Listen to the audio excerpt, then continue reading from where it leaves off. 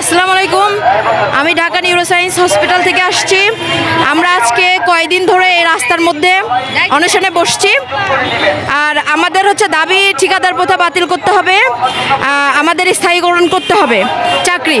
আমরা আজকে 3 মাস ধরে বেতন পাচ্ছি না, আমাদের অবস্থা খুবই খারাপ অবস্থা, যখন তখন চাকরি চলে যায়।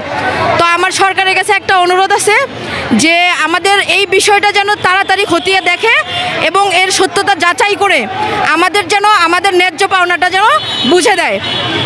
দিতে বলছে আপনারা এগুলো দ্রুত লিখে ভোট করেন, তাড়াতাড়ি দ্রুত ভোট করেন। শ্রম সংস্থার থেকে এই মেসেজ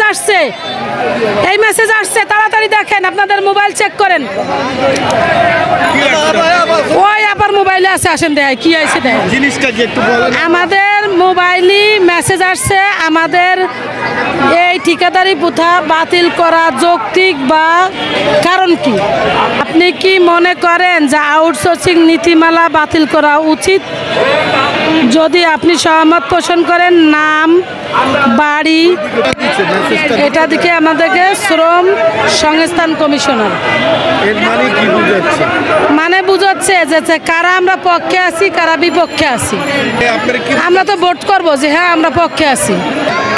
অনশন কর্মসূচি, আমরা তো আন্দোলন শেষ হয়েছে আরও আগে এরপরে আমার ভাই আহত, আমরা চাকরিচ্যুত, আমার বোন একটা আহত, আমি নিজে আহত। এখানে জানেন 22 তারিখে আমাদেরকে জল কামান দেয়া হয়েছে, সাউন্ড গ্রেনেড নিক্ষেপ করা হয়েছে, তারপরে লাঠিচার্জ করা হয়েছে।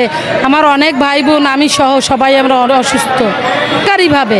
এখন যেহেতু মিস্টেক বিগত দিনের সরকার স্বৈরাচার করে গেছে, এইটার সংস্কারের মধ্যেই পড়ে। সংস্কার কমিশন গঠন হয়েছে, আমাদেরটাও সংস্কার হোক। তারা আমাদেরকে বলছে রাজপথ, তারা আশ্বাস দিছে যে তোমরা অন্ততপক্ষে রাজপথ থাকো, আমরা তোমাদের ব্যবস্থা করতেছি। আমার নাম হচ্ছে নুরুন নাহার, আমি মুগদা মেডিকেলে কাজ করছি 11 বছর।